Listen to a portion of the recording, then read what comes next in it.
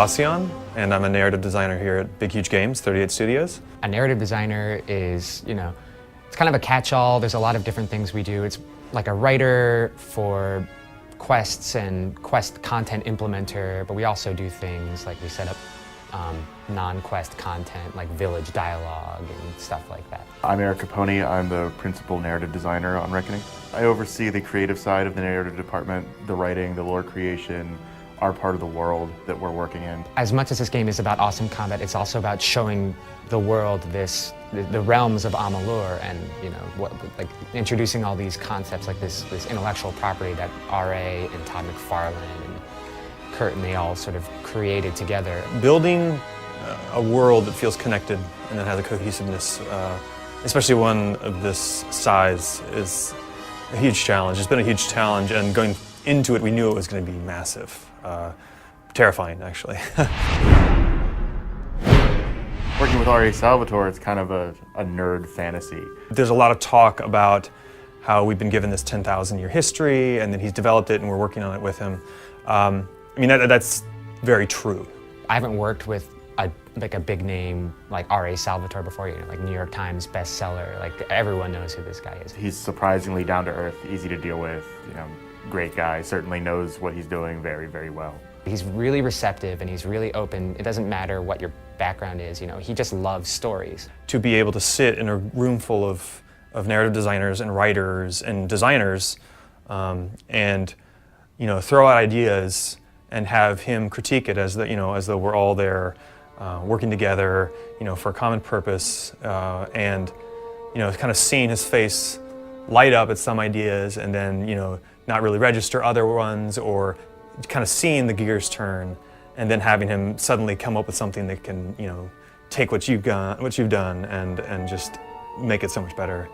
That was very satisfying. It's a really good environment to foster people in. I think he's got a really fostering personality. It's just this really cool collaborative process where the two of us are working together.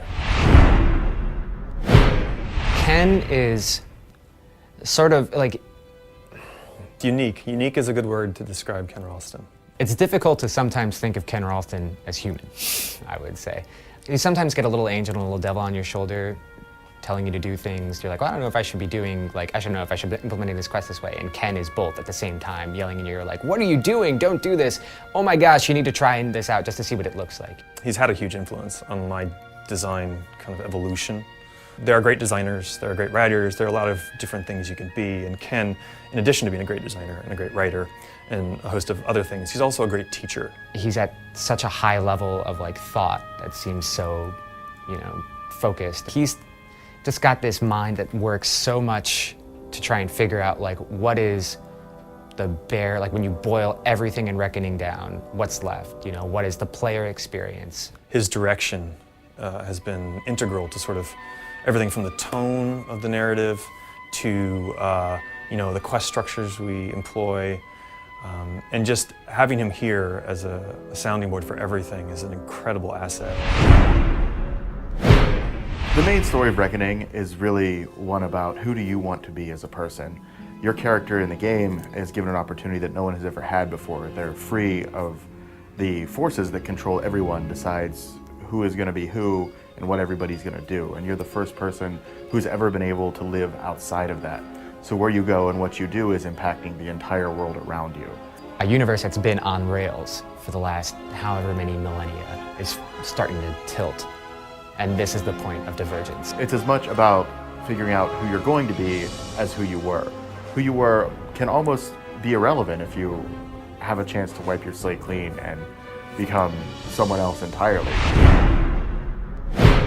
We wanted to look at other ways to accentuate the narrative, to bring it out, to make it a huge part of the gameplay and of the immersion aspect of the game. There's a lot of players that really want to buy into what they're doing and they want to interact with this world, and part of that involves sort of getting them into the setting, getting them to buy into characters and finding maybe I want to fight these guys because they burned down this village or something like that. What we wanted to do was to make sure every area in the game had its own identity and even its own story. Because in a lot of RPGs, especially large, vast, open world RPGs, there's a lot of dead space. You're running around in the world, killing things, got this great combat system, but if you're not doing it for a reason, then it sort of starts to lose it after a while. You can still create a world that's vast and that it's deep, but have something to do all the time. Most of the places you come to have their own, village with something going on, a warlord or a despot that's taken over an entire region and you have to oust him, a city under siege, all these little stories, which for me are the reason I play games, is for the personal stories, the characters. Creating spaces this way not only informed the world design, the art aspect of it, but also really helped us to tell human stories in a fantasy world.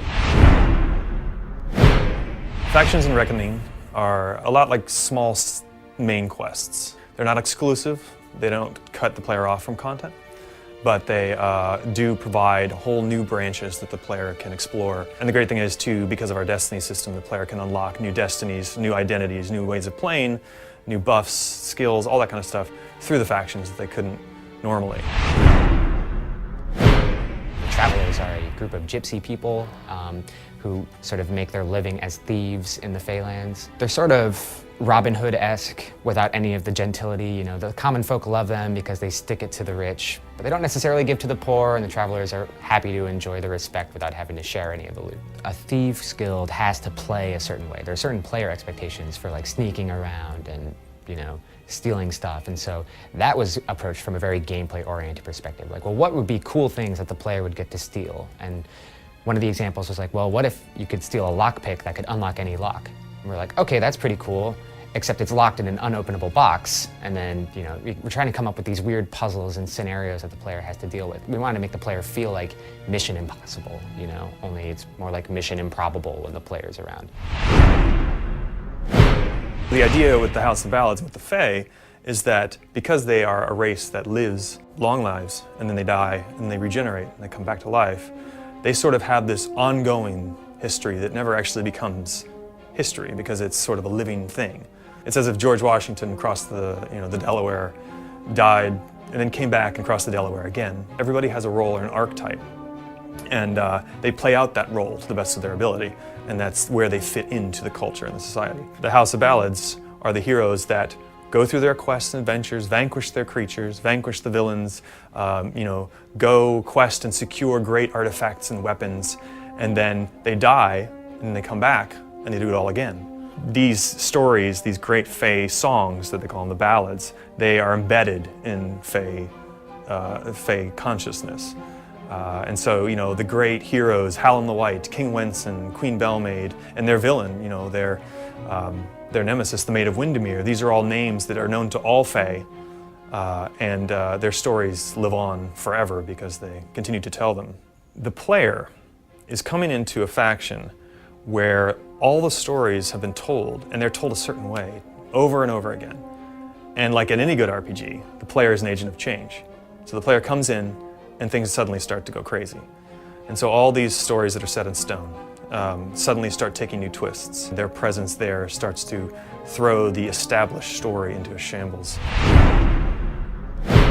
Fae represent nature, and the Summer Fae and the Winter Fae sort of are two opposite ends of the spectrum. So the Winter Fae represent like the entropic part of nature, like rotting and decay and festering and cold and winter and death and all that stuff. So they're very like fatalistic and stuff by their nature. Like they have this essence of corruption and decay. And so I came up with the House of Sorrows, and they're basically like a church of Winter Fae, and all they do is they sort of assume this decaying essence out of their brethren. They're like a faction of scapegoats, and all they do is they reach into you and they take all the bad stuff out, and that lets these Winter Fae sort of build their own court of winter and have their own kings and sort of do all the stuff that might be contrary to their nature.